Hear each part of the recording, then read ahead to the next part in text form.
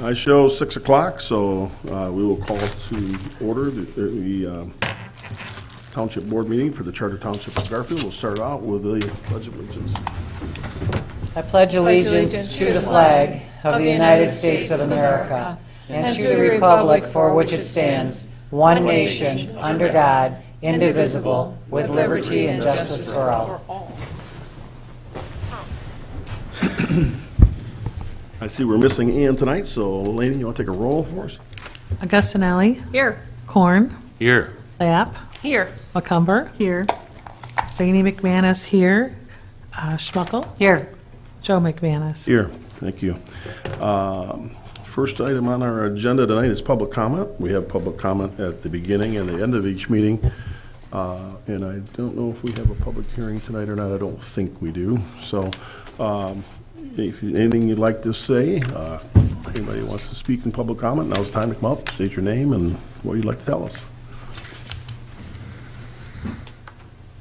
And is often the case. Nobody is rushing to the microphone, so we'll go ahead and close public comment. And the next item is review and approval of the agenda.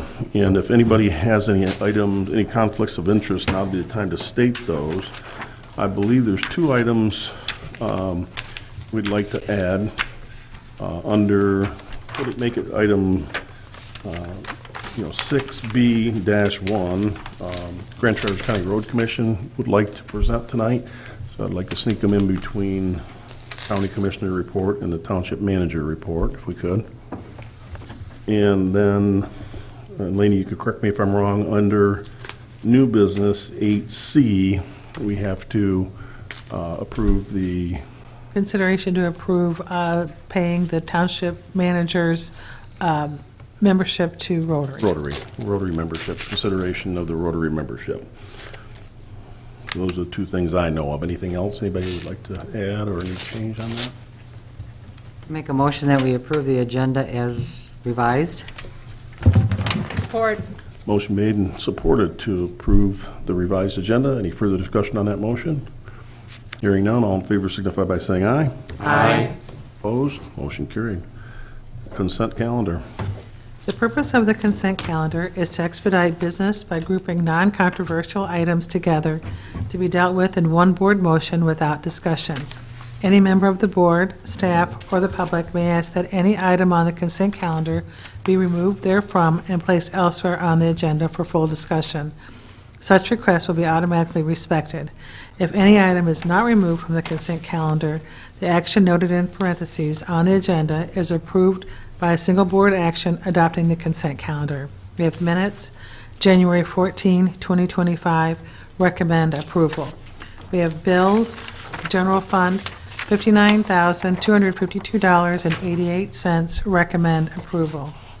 Gordy Frazier, Developers Escrow Fund, Stormwater Review, Sidewalk Assessment, Utility Plan Review, Oversight and Closeout, $5,195. General Utilities, $11,633. General, $5,732.50. Park Funds, DNR Trust Fund, $7,030. Total of $29,590.50. Recommend approval. Consideration of Burnley Meadows, sewer extension, sewer and water main extension, closeout and turnover documents, recommend approval. Consideration of change order number 1 for Molon Excavating Incorporated for Copper Ridge Trailhead, recommend approval. Consideration of contractor's application for payment number 1 for Molon Excavating for Copper Ridge Trailhead, recommend approval. Planning Commission Annual Report for 2024, receive and file. Thank you. Is there anything, any item the board, anybody on the board would like to have removed and placed elsewhere on the agenda? Is there any item staff would like to have removed and placed elsewhere on the agenda? Is there anything that the public would have, like to have removed and placed elsewhere on the agenda? Hearing none, I'll make a motion to adopt the consent calendar as presented. I'll second that. motion made and supported to adopt the consent calendar. Any further discussion? Laney, can we have a roll call on that? Augustinelli, Yes. Corn, Yes. Schmuckel, Yes. Lapp, Yes. McCumber, Yes. McManus, yes, McManus. Yes. Okay. All right, item 5, we have a correspondence, just a letter from the city engineer in reference to a previous project. I don't think there's really anything necessarily needs to be discussed on that. If anybody has any questions, probably Jennifer would be the best one to ask on that, maybe. Hate to keep putting things off on you, Jennifer. So we'll jump on ahead to reports, and we'll go with our engineering report and construction update.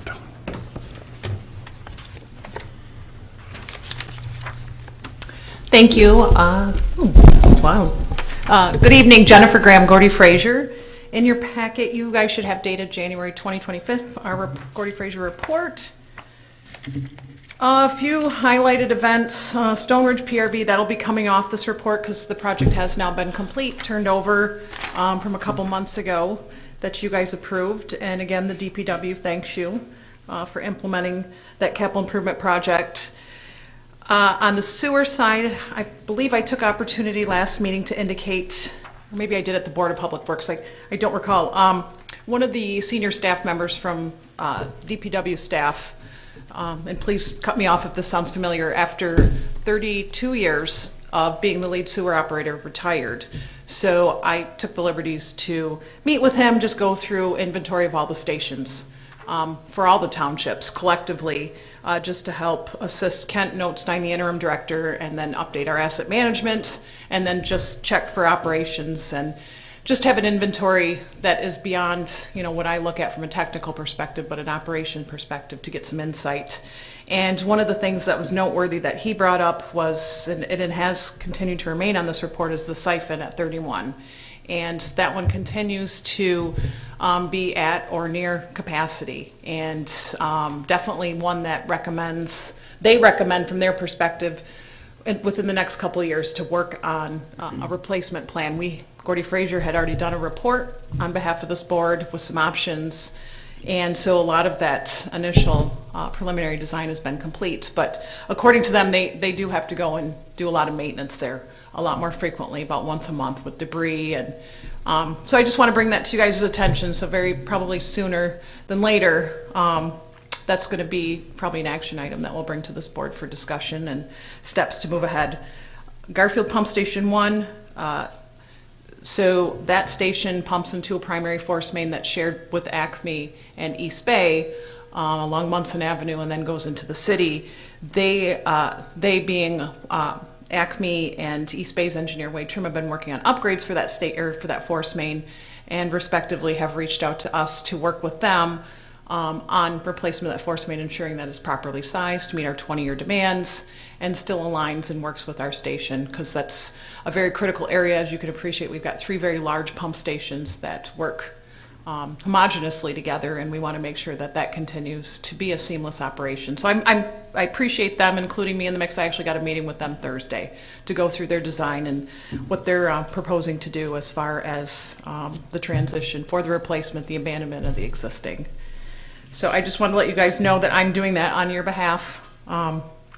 City water contracts, that's just an ongoing matter. I did get to Supervisor McManus and Manager Barchef and legal counsel the letter that it took me a long time. That was a hard letter for me to write. I got to be honest, as much as talkative as I am, because it wants to convey a certain message with a certain tone, and so there was a lot of back and forth with me on my end. But you guys are in receipt of that as of yesterday, and our hope is to get that finalized and buttoned up and put on City Commission yet this week, I hope. So I look forward to getting your feedback on that. Grand Traverse Common is another area of focus. There was a meeting this morning that Manager Barchef did sit in with the stakeholder group. I was downstate en route, so I was not able to attend, and so he may want to speak to that a little more on that matter. I did sit in on a technical review meeting this afternoon just among engineers for them to go through my second review letter, and with the city engineer, Ann Pagano, Art Krieger, and then representatives from HRC. And it was a collaborative process. They, there was no pushback. They were very receptive to incorporate whatever comments need to be incorporated. But one question that did come up that I spoke to, or I guess I was asked to speak to, was as far as the permitting process. Because ultimately, the next step, and they're looking for us to submit that permit, which is the next step technically, and that would require the supervisor to sign that Eagle permit is usually the protocol, and we submit that online. It's generally a very behind-the-scenes process that we do all the time, but in light of this situation, as I told them, it's not my decision whether that permit's going to be submitted. At this point, I feel, it's a question posed to this board. I don't know if it ultimately needs to be a board decision, what the prerogative is for you guys to decide. But I do want you to know it's most likely by the end of this week going to be wrapped up and ready, at least for that next step of permitting. And I'll be looking for direction from you guys as to what you want me to do or not do. So, capital improvement plans, met with planning department just to go through. That's getting dusted off, and a lot of water and sewer projects incorporated. Copper Ridge Trailhead, you guys approved a pay application. Currently they're under winter shutdown. They've done a great job thus far, and final step is just paving operations. Commons Trail, that's a DNR grant, and that's currently under design. The sidewalk has been complete. We have received permits, and so next week, that trail component along Barlow, that's going to all be solicited for bids, and looking forward to getting those out. Stormwater reviews, some utility reviews, but really, as you guys know, I mean, there's quite a few that are just waiting for city approval. Otherwise, also been working with planning and zoning department staff on updating the storm. Be added into Right. our water, and who's going to be using how are we going to be Right. reimbursed for our equipment? and Correct. What Yeah. are we doing? It's not just a blanket, Right. let's run out there and go do this, as much as I'd like it to be. No, the project itself, as you guys are aware, it's been elusive in some respects. It's also been evolving without some of us being involved. And then it also happened at a time of transition with supervisor and manager. So it was a combination event. So the one consistency, I've had the opportunity to be continually involved in those stakeholder meetings, and both verbally and in email and in the letter, communicating to them that it really, I'm separating them into basically two buckets. One's a technical, which I'm purely looking at in permitting, but the other one is contractual, operational. And with that, I mean, that's where it lends itself as far as facility access, legacy costs, utility costs, contractual obligations, sharing of infrastructure, because they are utilizing our infrastructure. So they've been segregated out, in my mind at least. There's two elements. But at some point, yeah, where's do we pull the trigger on it? Because we can keep saying these things, but if they move ahead without, coming in front of this board, well, I mean, they legally just can't access the building because it's at this point trespassing, but that does need to be discussed, to your point, correct? And when does that happen? How does that happen? And I think the thought being is with the letter that was recently drafted and submitted that was one component of that was brought up. And looking for direction as to, how the city commission feels on it, which, depending on their response, will probably dictate our response. And how are we delivering the letter to the city commission? I would feel that it probably would be, because the intent is the supervisor's going to sign it on letterhead and submitted by him to probably is it the clerk usually that creates the packet and the agenda for city commission? I think so. My fear would be that it would be in correspondence and Right. buried. Well, and that's how I wrote it at the end, is the request and ask is that this be actually added to the agenda under new business for discussion, not placed on. I wrote that in the letter, but that would definitely need to be followed up via in-person and email as well to reiterate that message. I would agree. Are we going to email it to the commission as well? It's up to you guys, however you want that delivered. Yeah, we probably could. And further, I think there's also been a little bit of correspondence between the city's legal counsel and us that they're anticipating the letter. They obviously probably watched the tape of our last meeting. They know the letter's coming. They have the proposed contract from us on Long Lake.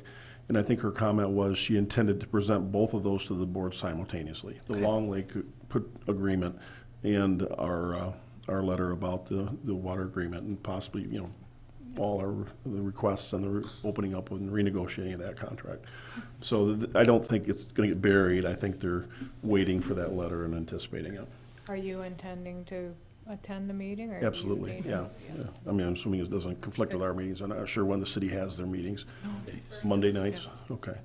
So depending on how quickly it got put on their agenda, absolutely Yeah. would be there to answer. And I would questions. plan on being in the audience as well. I would Good. Not speaking, but I definitely am all ears, so. speak if asked to speak, though, right? Okay. No. So no, yeah, that's my intention, yes. Good, thank you.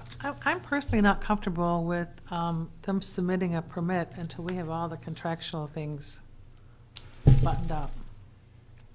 Oops, sorry. Come on, then. We would I have, we don't would thi- have to sign the permit application. Yeah, we We wouldn't get, just the want the permit wouldn't get, application. I don't even want to see the application until we have everything else. well, I don't think they'll go to Eagle without my signature, or the Correct, township yeah. signature without my That is signature. correct, So yeah. Trust me, I'm not signing any contracts until we get some permits, until we get some resolution to the issues that are out there, so. And I mean, the tone, I thought the tone of the response from the city's council was, we're waiting for the letter, we're anticipating a letter, so. Keep our fingers crossed. All right. Thank you, guys. I appreciate your time. Thanks, Jennifer. Thanks, Jennifer. All right, County Commissioners Report. Good evening, Lauren Flynn. This is.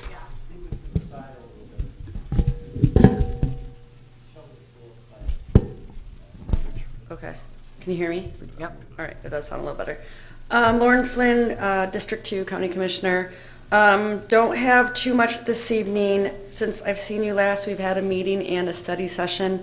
At that meeting, board committees, or we were assigned to our board committees. I'm on everything that I was on before, except I have moved from Veterans Affairs to TTCI, which I believe Supervisor McManus, will you be on that No, with me? Or is that actually, Chuck is the Corn? representative. Chuck Corn's gonna say, Trustee Corn. Great. We had our Munson update. Nothing surprising there. Everything I reported at my last report was discussed and shared. So it looks like everything should be open by the end of 2025, based on the state of Michigan and their rules and all that good stuff. Project Alpha update. We are looking at the 911 dispatch center and facility storage. Right now, DPW discussions are between the county and DPW if DPW wants to have space or not. So that is in the hands over there. We have heard from Beth Friend, so I appreciate all her input on that decision. Then at our study session, we were presented the septic code that the ad hoc from last term came up with, and that had Rob Henschel, Brad Jewett, and TJ Andrews on. So that will be coming to a vote, hoping to get something in order in case, so it protects us all from, if the state comes through, then we have more time to get our programs in order.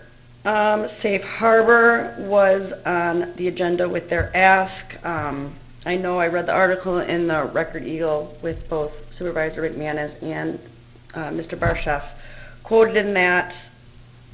I have heard a little from the CCC, so, and had some correspondence. We'll see how Safe Harbor and the funding goes, and then anything moving forward.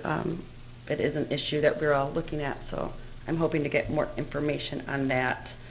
I am meeting with Mr. Barchef to get a little more clarification on this water issue with the city, and I do plan to attend when that is on the agenda as well.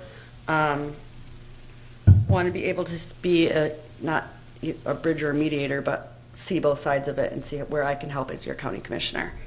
And that is all I have this evening. I spoke really fast. I'm sorry. I had a cup of coffee before I got here. And Anybody have any questions for Lauren? all right. Thank you. Thank you. Thanks a lot. All right, Grand Traverse County Road Commission. I thought they were gonna, We're supposed to. okay. Don't have anybody? I got the email asking to be put on the agenda tonight, so, all right, well, we'll keep moving on. Township Manager's Report. All right, good evening. In front of you, you have a document which is basically some bullet points about what I'm going to discuss for your notes. I just want to mention that we worked with Maxwell with the county to help organize a Coffee with the County event that's going to take place on February 6th at 10 a.m. at the Curling Club at the Cheerleading Center. I'm going to go there just to be available to meet with the public. And actually, I haven't been in the Curling Club, so I'll be getting a tour to see what that's like. Heard a lot of good things about it, but just haven't been there. I had mentioned maybe 2 or 3 weeks ago about a lawsuit that we're in with Lamar, the sign company. Just wanted to let everybody know that I'm working with legal counsel, and there was a consent judgment prepared on the case. I reviewed that with legal counsel, zoning, and planning, and I am cautiously optimistic that in the end, the lawsuit will be dismissed, and they'll just proceed with an application to erect the sign. So, you know, without any concessions or, what am I thinking? You know, changes to our zoning or, not amendments, but I can't think of the right word. You know, exceptions to following the zoning. Obviously, they're going to be following it to a T, and that's what we expect of them to do. So I'm just waiting at this point to hear back from our attorney and if they are willing to move forward with what we expect. And we'll see where it goes, and I'll report back what the final result is. On February 25th, between 10 and noon, our emergency manager is hosting a public officials emergency management workshop. And I just got this, so this is why I didn't include it in our packet. But at the workshop, they're going to discuss things such as strategic and executive level issues, local, state, and federal rules, laws, guidance, and challenges related to preparing jurisdictions to prevent, protect, respond, mitigate, and recover from emergencies and disasters. There's going to be discussion on Michigan Public Act 390, Michigan Emergency Management Act, federal laws, and presidential directives, and local hazard assessments, National Incident Management System, and some other topics. So if it's something that you're interested in going, I plan on going, just to learn. Let me know. We just have to reserve a space for you with the emergency manager. So that is roughly a month away. Personnel Committee continues to work on updating our employee handbook in preparation of the Earned Sick Time Act, which starts on February 21st. We're going to be recommending some updates to the board in February, hopefully for your approval. Right now, there's amendment in the House and the Senate, which I believe both have been approved, and now they go into committee for further conversation. And Representative Roth, I heard him the other day on a show talking about they hope to have this all amended before the 21st. So I have said before, I don't think that what they're going to change isn't going to affect all the work that we've done. We think that we're prepared for it, and what we put together is something that we should move forward with your approval. And if the law were to change, I don't believe we're going to come back to you and have it amended. I don't think there's a need. We are meeting with the county regarding soil and erosion tomorrow to plan on a transition and what that looks like. This is our first meeting that I believe with them about this topic. So excited to have that. And then we met with our township engineer to continue the conversation and work on updating our stormwater ordinance. Before it was all about who enforces it. Now it's all about the technical content that we're going through with them right now. So at some point, that will come back to you for approval, like the soil and erosion ordinance did a while back. That's all I have, unless you have any questions. Questions for Chris? Thanks, Chris. You're welcome. Well, next is the supervisor report, and since that's just a couple things that we've, Chris and I actually met with the fire chief here a week ago to start some conversation. Really, it was a good meet and greet, get to know the chief a little better, a little more about him, but also really talk about strategic planning. And he's doing visits with all the township supervisors to do some strategic planning and, kind of nice one-on-one conversation with him. It was kind of nice to do it that way. And then we had the Metro Board meeting yesterday. They moved it up a day. And and so we talked, I just asked him when he was going to be doing a strategic planning, probably in February. So yesterday's Metro meeting was just more organizational, selecting the officers for this year. And so pretty uneventful there from that standpoint. So other than that, we're, got a lot of things coming up. We got a lot, we're going to wait, we'll be, get the letter to the city and present that and talk at their commission meeting if we'd on the agenda there. And hopefully, really want to get this water thing moving forward and resolved. That's the goal. So, any other questions? If nobody has any, we'll go on to what we've all been waiting for, Cherry Capital Airport presentation. So, Kevin? I'm thinking the audio might work because I hear chimes and dings with the speakers. Okay, So- we'll give it a shot. Fingers crossed. All right, good evening. Thank you for having me. I'm Kevin Klein, CEO of Cherry Capital Airport. Along with me is Carrie Zeitz and Tom Kern of our team. So I appreciate you having us tonight to talk about the terminal addition. I think many people, when they hear what's going on at the airport, the first thing they think about is the airport's expanding. We are not expanding the four corners of the airport. I want everybody to know that right up front. We're just adding, as Tom refers to, as a bedroom to the airport because it's growing and we need more space in the building. So that's what we're focused on tonight. And, it's a trend that we see coming up in northern Michigan, but it's a trend all over the country where people have been moving to smaller communities, rural communities, and the pandemic we saw that grow even more.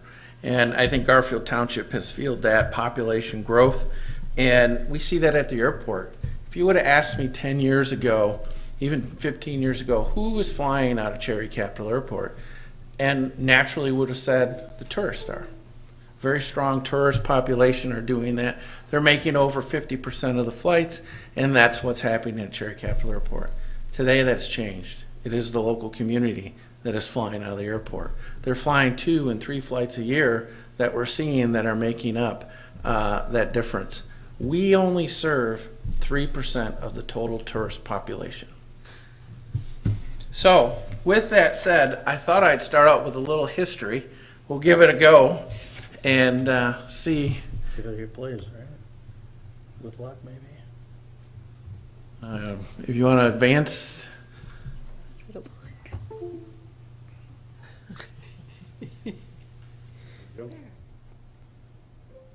Cherry Capital Airport's history began at Ransom Field, near what is now Memorial Gardens on Veterans Drive. A microphone to that, would it be louder? The airport was moved from Ransom Field to its present location in 1936.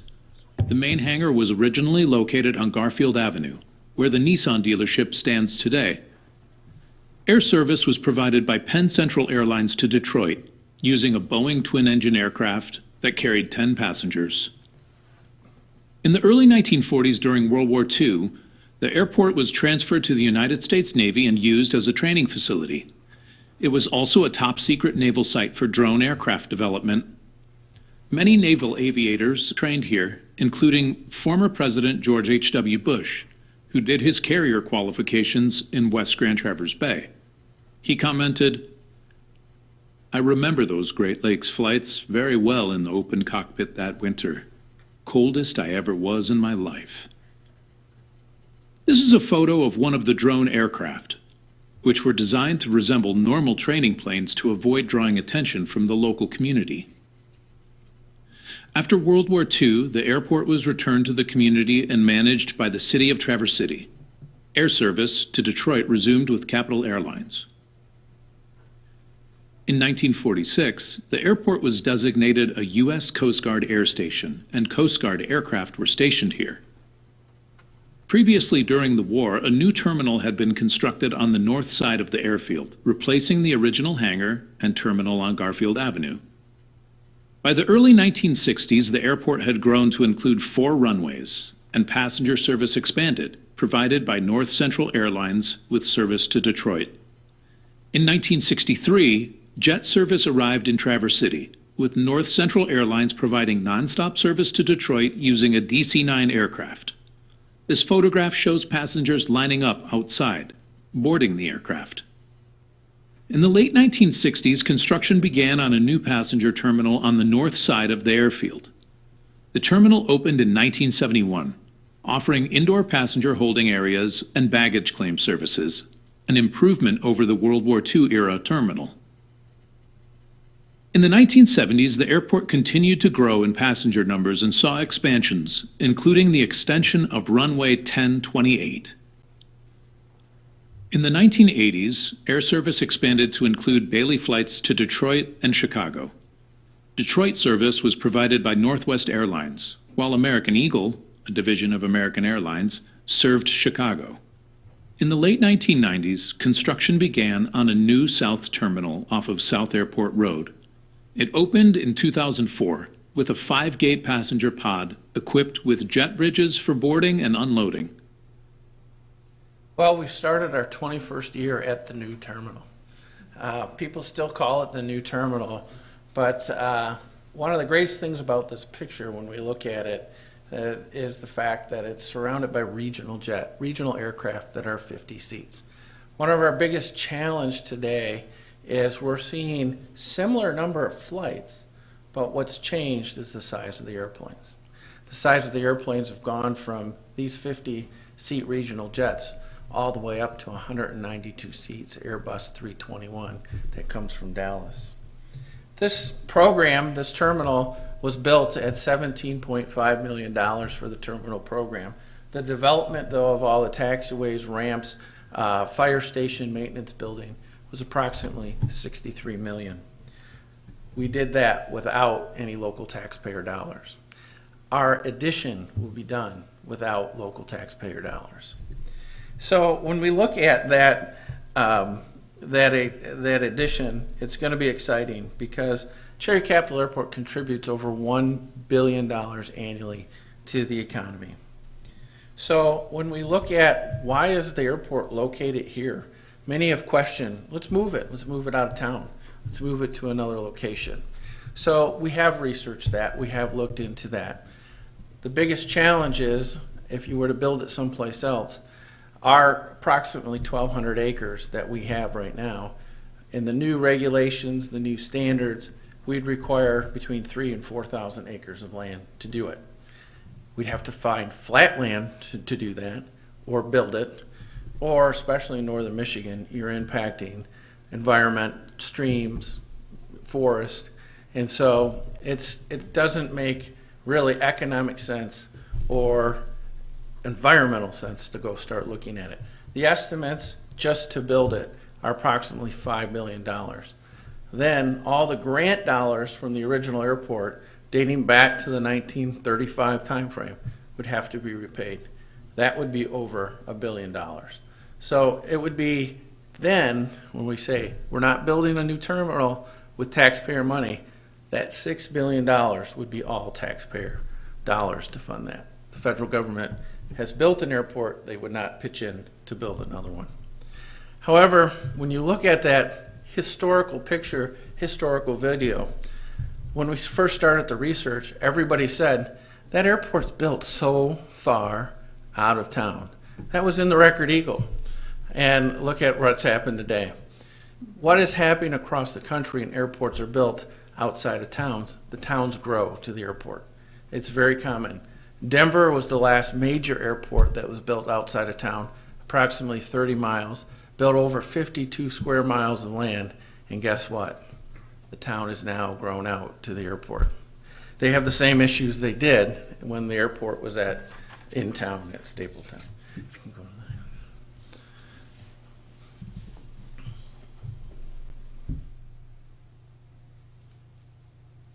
So as he pulls up, this is an overhead view of the airport. And when we look at the airport itself, the runways, runway 1028 is our east-west runway, and runway 1836 is our north-south runway. This facility is set that we can carry the type of aircraft that operate out of the airport, can take us to the West Coast. It can take us to Europe. The new Airbus 321 XLR has the ability to operate off of 7,000 feet to get to our European destinations. So from a runway perspective, we have all the field length that we need. So again, the four corners of the airport are not changing. But the investment in the airport has been great here. With runway 1028, we've also included an instrument landing system over the last, that was installed in November of 2023, which improved our reliability of air service.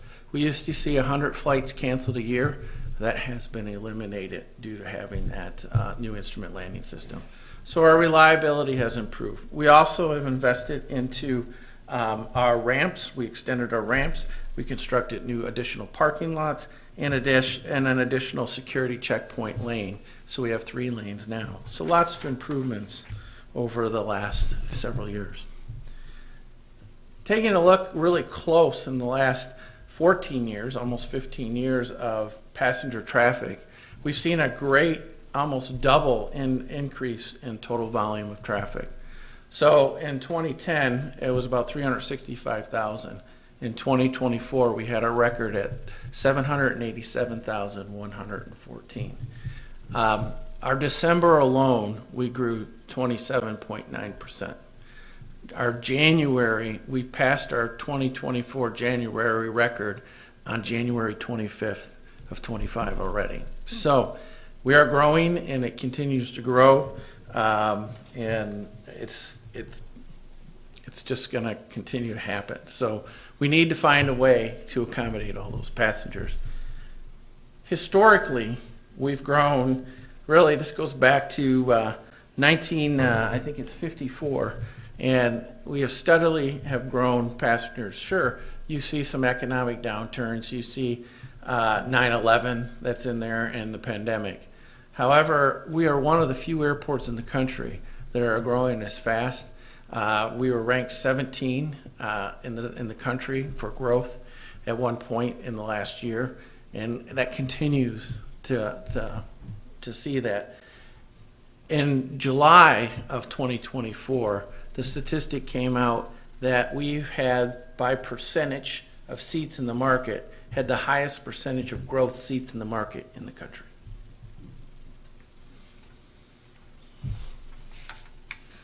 So we have 20 nonstops. When you go back to that 365,000 back in 2010, we had 4 nonstops. We had 3 airlines. Now we have 7. JetBlue just joined us here this month. We'll be starting service on June 5th, serving Boston. They'll be doing it 3 times a week on Thursday, Saturday, and Sunday. So that only complicates the problem that we're seeing right now. We're happy they're here, but we have to accommodate them. So this is a picture of what it looks like on the inside. When you're traveling out on a busy summer day, the terminals fill. Our terminal doesn't have enough seats at times to accommodate all the passengers. And in fact, we do get concerned about fire code. When we're looking at the larger mainline aircraft, we go from what the terminal was planned for, about 250 passengers an hour, to almost 1,000 an hour. Our building fire code is 1,125. So there are times with the transition of passengers in and out, we are counting to make sure we're staying on top of it. It makes us nervous, and we're looking for that space. This is the next picture is another look. This is kind of looking back at the cafe. This is just an average day. This is an average day in the summer.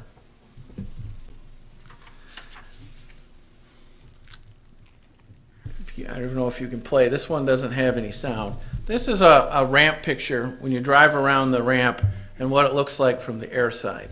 And you get to see all the planes that are parked. If you remember the first picture at the end of the first video, you saw 3 airplanes. Here we have 7. Had 7. Had 7. And sometimes we can have up to 16 aircraft waiting for gates at the airport. That does incur delays to the airlines and is costly. So we did expand some of our ramp area to try to alleviate that. However, we are seeing that spillage over onto our taxiways, at our peak hours and peak times of the day. So what we're looking for then is to get into the next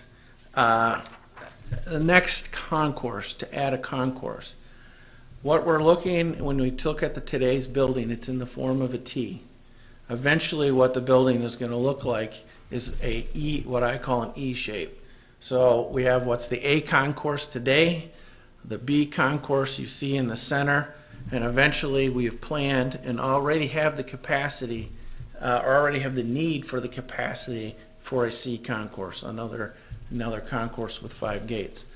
The main terminus building, as you see in this picture, will eventually reach its useful life.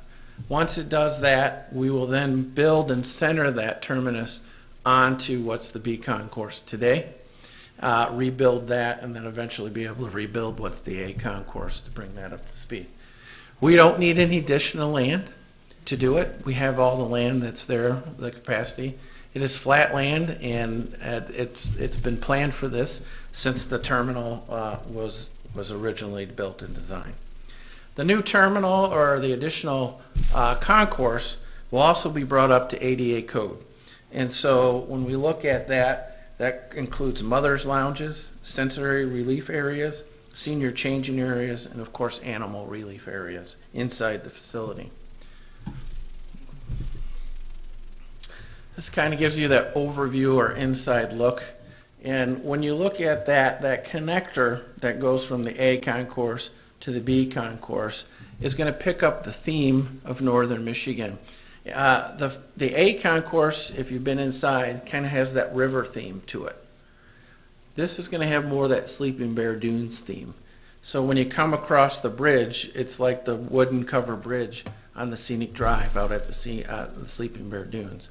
We look to have color tones as the earth tones that you see out at the dunes, the sand, the water. A lot of the greens that will be in there will be designed to bring out that theme for us. There'll be additional 4 jet bridges. We'll have a total of 8 jet bridges then to get started, with a 5th one coming on shortly after the construction of the facility. When we look at what can we build, why can't we go to all 16 gates right now? It's because of the FAA. The FAA will only allow you to build what you have today. So we have 8 paint markings on the ground right now to handle double airplanes at the gates, at our 5 gates right now. So we can handle up to 10. We can build just enough gates to meet that. And then we can, once we have 8 more spots painted, we can then build that. So we have to prove and utilize it. We can't go off forecasted demand. One would think you'd want to plan to use forecasted demand to build for that. The FAA doesn't allow us to do that. We have to build within the parameters that they have set forth. The overall cost of this addition is planned to be approximately $120 million. We anticipate federal funding at around $60 million, or 50% of the project, which is better than most terminal projects receive. And then we have planned to go out for bonds for the remaining portion. So if all goes as planned, we will break ground in the first quarter of 2026. About a 2-year construction plan to be open in 2028. This kind of gives you a little more of a look inside. So if you're coming north and south into the river area, you'll see the security checkpoint will be turned east and west in that yellow area. And you'll come out and you'll be able to go off to each concourse. Additional baggage capacity for outgoing bags will be taking place. We currently have 1 carousel that's undersized, and we'll be going to a 2 carousel system. Our TSA baggage system is what's considered a mini system, and we're going to go to a full inline system. So a lot of additional capacity for that. So with that, I open it up. If there's any questions afterwards, first, I open on, go to our website at tvcairport.com. There's, the whole presentation is there. Also though, if you have any input, you can do that and put input there. But I'm willing to take any questions that you have. Chuck said make it short, so I rushed. Nice job. No, that's impressive. The numbers are impressive. Anybody have any comments or questions for Kevin? I have one question, Kevin. So, looking at the growth over just the last couple of years and knowing that that's not finished until 2028, I think you said, what's going to happen in 2027? Well, actually, what's going to happen in this year, in 2025?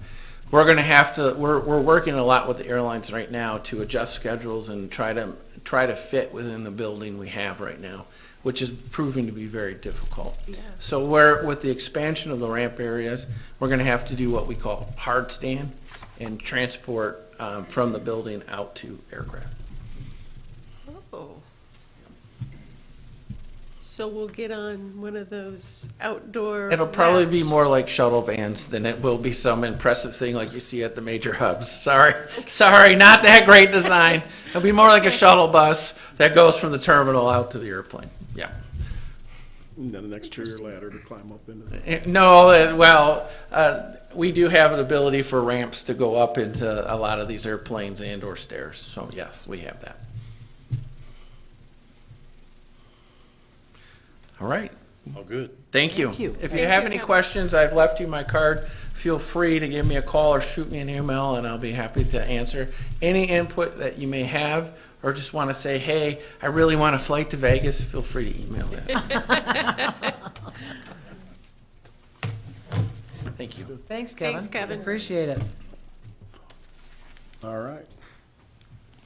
If there's no other questions for Kevin, we'll move on. 7 is unfinished business. I don't see anything under unfinished business, so we'll go on to new business, and item A is consideration of resolution 2025-03-T, the soil and erosion sedimentation control fee schedule. So, Mike, are you going to talk about that at all, or do? Yeah, I can give you. Yeah, go ahead. Okay, good evening. Back again, Michael Green, zoning administrator.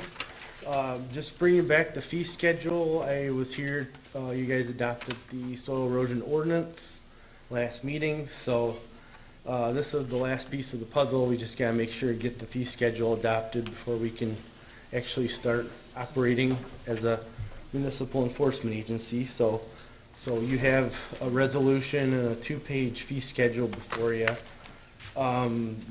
The fee schedule, the first page, just to give you a brief explanation, there's a series of spreadsheet or little tables there. The first one is just a breakdown of the type of projects. There's different colors there. There's red, orange, yellow, and green, and they're called priority projects. And the red's the highest priority, the most inspection frequency, and covers the largest land area and is near water. So then I think moderate's lesser inspection frequency, earth changes with 5 acres, no surface water adjacent, and then you get down to low, which is even less in inspection frequency, earth change less than 5 acres, and no direct connection to water. Then very low is less than an acre, it looks like, and no connection to water. So those are just some minor projects. And then you have the 2 tables below that. The first one is for residential projects. It applies the priority schedule. And then on the left side, you have the different types of earth changes for residential. And then the same thing in the next table with the commercial projects. And then getting to the second page, it's mostly just some miscellaneous additional fees or fees applied to certain situations. So these are less frequently applied fees, I would say. So pretty straightforward, but there's a lot of numbers here. So if you have questions, I'll do my best to answer them. Otherwise, it's just a lot of calculations that we're going to have to do. We're going to work with our BSNA program administrators to plug all these fees into our schedule and make sure we have all the right accounts set up. But that's probably stuff you don't care about so much, but we'll be working on that. So that's pretty much all I have as far as explaining it. If you have questions, I'll. Thank you, Mike. Anybody have any questions on the information? Go ahead. Yeah, how do we compare in fees to what the county was charging? These are pretty much identical to the county. Yeah, and I don't know if you recall, I mentioned last meeting that the state reviewed our fees, and they actually talked to the county, and the county, Brett Wheat from the health department specifically, he supported us having the same fee schedules, and the state agreed with that, so just makes it consistent between jurisdictions. I make a motion, we adopt resolution 2025-0-03-T, the adopting of soil and erosion sedimentation control fee schedule. Support. Motion made and supported to approve resolution 2025-03-T. Any further discussion on that? Hearing none, Laney, can we have a roll call on that? Schmuckel. Yes. Castellelli. Yes. Horn. Yes. Platt. Yes. McCumber. Yes. McManus, yes. McManus. Yes. Thanks, Mike. Thank you. Thank you, Mike. Thank you, Mike. All right, under new business, item B is consideration of purchasing tablets for the Township Board trustees. Remember at our last meeting, we mentioned and we asked Chris to do some research on tablets and moving forward with that, so. In your packets, I submitted a letter that describes the different devices, different brands, different models, and the cost for each. There's also a cellular option, and I wanted to point out that those at the township who have township-issued phones can access the internet away from Wi-Fi with a hotspot. So our phones have personal hotspots. So, so I don't know that there's a need for cellular for the people who have township phones. Because there's a cost for the cellular, as you could see, there's a monthly fee for that. So I just wanted to throw that out there as you consider on which direction you want to go, if you want to purchase them, which make, which model, which price point. And I think this will really help with the packets. They'll be able to be shared with you through a link through like OneDrive, and then you'll be able to access that on your device, download them, and bring the devices to the meeting and you review the packets, make notes. There's all different types of apps that you can download to however you want your experience to be. There's different data capacities. The ones that I have listed are 64 gigabytes, and that is a lot. It's not like we would be downloading videos, which are, data hogs. Documents are pretty small files. So that would be, I believe, an acceptable size to start with. And, this might help alleviate some of the issues that we're getting with the mail and not getting packets on time. Of course, it would be your option whether you want to receive it digitally or on paper, mailed. It's totally up to you. We just need to know how you want to proceed. I know that, me personally, I use a tablet a lot at work, and when I'm in meetings and things, I'm used to them. I like them. They're very handy for me. It had to go from old school to new school. As we proceed through the discussion, I'm an Apple guy. I've used both. I think the reason Apple costs more is it's a better device. It's a better quality. So rather than make a decision on price only, I think we need to look at the quality and the price if we move forward with something like that. Yeah. I agree with Joe. I prefer an Apple. I'm very familiar with it. I did have a Samsung Galaxy before. I had it for about a year and threw it out.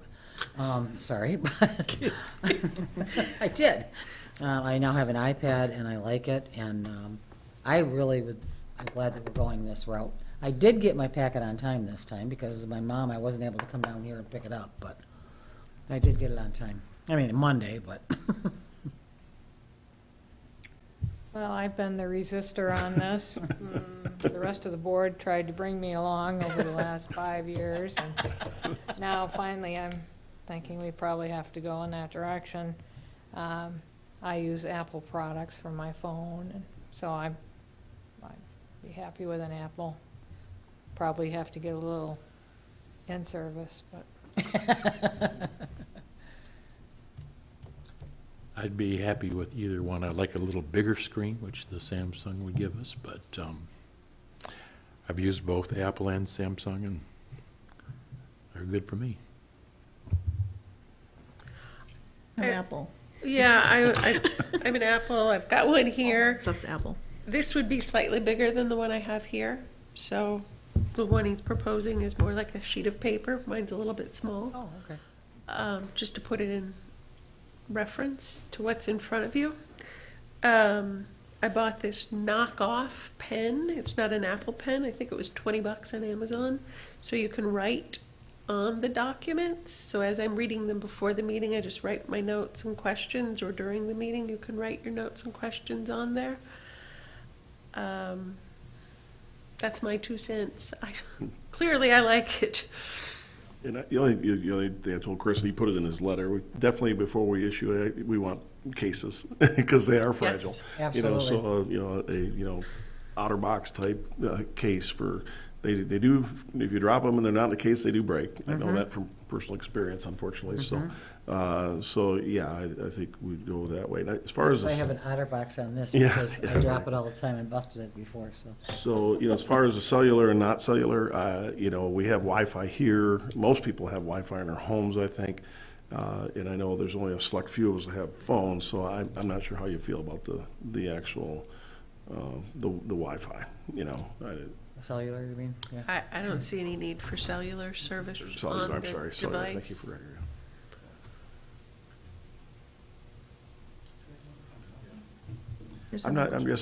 go ahead, Chloe.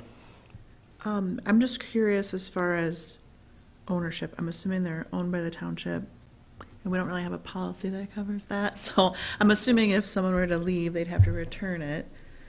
So I don't know. I'm wondering if maybe we need to have a policy that goes along with it, like replacing it if it's broken, if, stuff like that, lost or stolen, and that it belongs to the township. So we might have to do that in concurrence with this. That was my only comment, but. I think that's Well, terrific. and Yeah. also what it can be used for. and Right.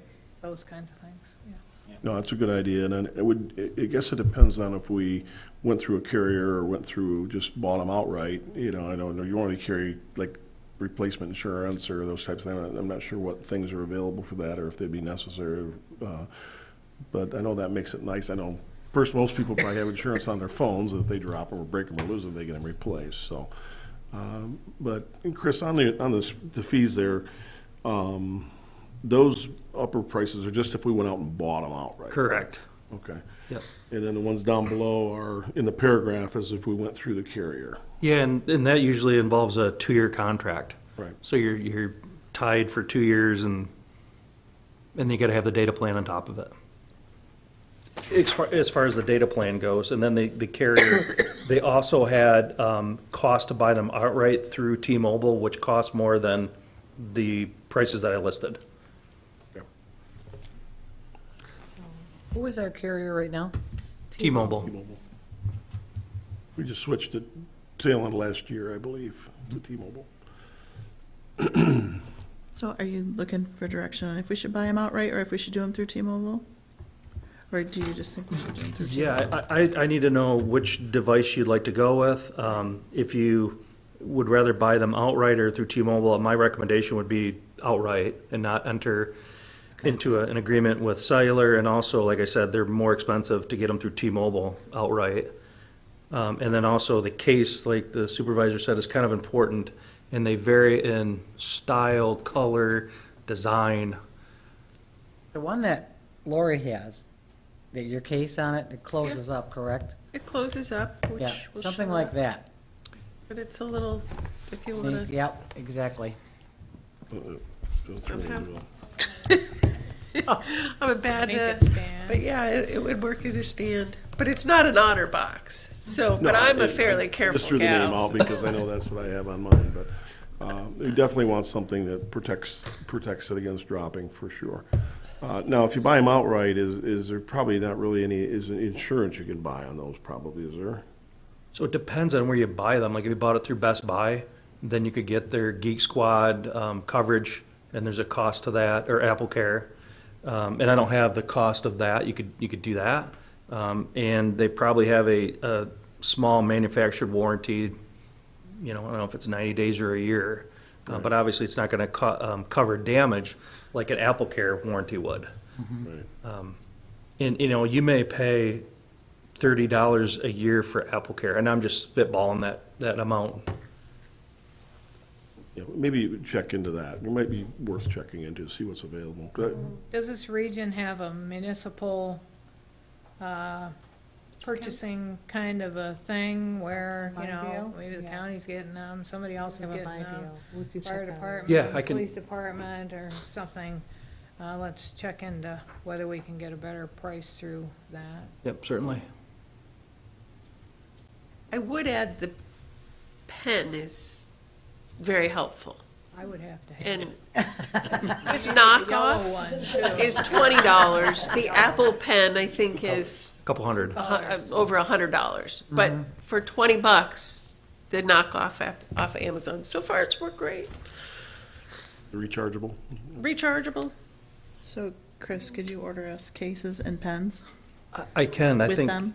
Yeah, I think it's important for everyone me wants just one? to have a range to spend for the pen, like up to $25. And for the case, there's all different kinds, so if I had a range to stay within, I could certainly, Just to say something, I have an iPad at home, and I actually have a case similar to that, but the other side is actually a keyboard. They do. So you could use it as a keyboard too, and I only paid like $30 for it. So, I mean, that's something that if you want to consider that too. I think we just need to get one that protects it. Right. Well, this Protective does it too. code. It's got the keyboard, but it's got the protection over it too. Could also do like, everybody gets $40 towards a case if you go over it. You You pay the for it, difference, so everyone can pick their own and we can case. have If you want a keyboard, you can get a keyboard. personalized. Right. I don't know, what do you think about that? Well, They the was only not- thing about that is, Chloe, it's owned by the township, so they'll have to leave that, and not, the next person Right. might not Oh, want that's true. a fancy case. All the same That's cases. true. Your glittery Okay, case. standard cases. Standard cases, Okay. like it or not. I don't think we want to, if we're going to go this way, I don't think we want to cheap out on a case. No. I think we Right. want it protected, Absolutely. because it will get dropped, it'll fall, something will happen to it. So, I mean, I think we've kind of decided as pretty much, other than Chuck was on the fence, but I think we decided Apple's the way to go. So I would suggest that we, direct Chris to move forward with getting some final prices, kind of maybe come back in 2 weeks with a final proposal that says, here's the unit, here's the case, here's a pen, this is what it's gonna cost, and we can vote on it at that point in time. Is that a good process? Sounds good to me. Sounds good to me. Perfect. sounds Enough good. for you to work with, Chris? Yep, All right. I'll have something similar to this written up, and Yeah, and then, I don't know if it's a volunteer, it's Chloe's idea, I could volunteer, maybe a policy around them, I'm sure we just can find a something- sample one. Yeah, Oh, there's yeah. probably something out there that says, hey, the issue, you're gonna be issued by the township, it needs to, not be used inappropriately, and, Right. all those standard, kind of boilerplate things that we, We have something like that right now as a computer policy, don't we? So we could kind of use that. extension of that, maybe something Yeah, like that. extension of that. also, too, it might be a good idea to separate a personal Apple ID that you may be using for your own devices to a township email address to separate the two. Yes. The only downfall is if you have purchased some apps, paid for them on your personal Apple ID, they're not going to transition to a township one. So that's the drawback, but you can completely separate business and personal, which is smart. Well, in reality, we would be using this for our documents, and that's it. Yep. Right. So we wouldn't need any extra applications or apps, in my opinion. Yeah, there are some different apps out there, like she had mentioned, she can write on there and keep track of notes. There's different apps that have different functionality regarding that. You can highlight things, so Okay. there's a lot of options out there, and most of them are free, if not 99 cents. Might want to put AI on there. Can read your packet That for would be you. Oh, which AI should we get? I don't know. Try a And couple different ones. I guess, I'm sure we can, because we've seen it. Karen has no problems digitally transmitting. We can do this digitally. It's all done now, right? It's just a Yes. matter of emailing packets. Does everybody use their township email address? No. Because my recommendation would be to use that and then download the Microsoft Outlook app and OneDrive on your township one, because then you could store it all in there. It would need up your data in the device itself. And your email and everything would be right on one device. That's just, I would. We If don't I get- had that device, I would use my township. We'll have a class on this later. Yeah. I'm happy to help anybody. I'm just saying I would use that on my device for my Garfield Township. I don't use that one right now. It's another email. to Chris, look at. maybe get them all set up. Put on a few apps that you think we'll need. If what Lori is saying and we need to hook in the Microsoft stuff and all that, just get them all set up. Okay. 'Cause if you leave it to individuals like me.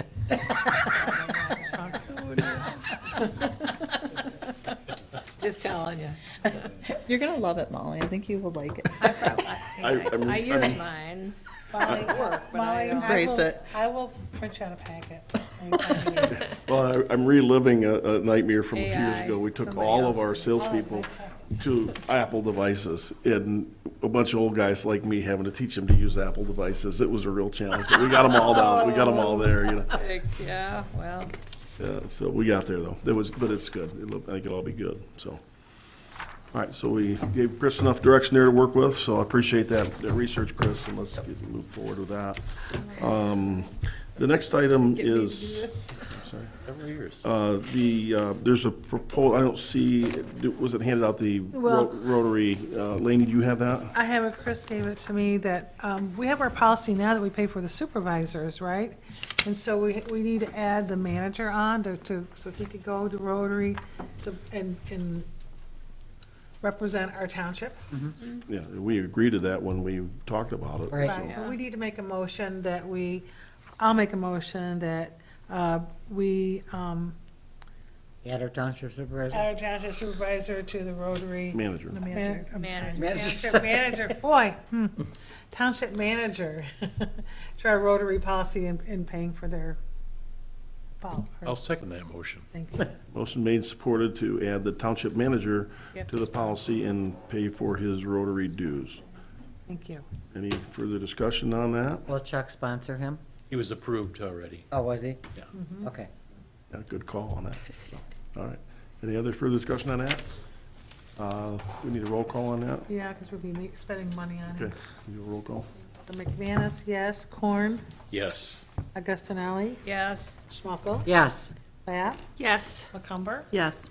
McManus. Yes. All right. Brings us to public comment. And this is your last chance to get up and tell us what you like to say. One of these times, somebody's going to get up, but not tonight. So we'll close public comment. Any other thing else to come before the board tonight? I was promised Denise a shorter meeting than last. we're happy about that. We're very happy about that. All right. Motion to adjourn? Thank you. Here, here.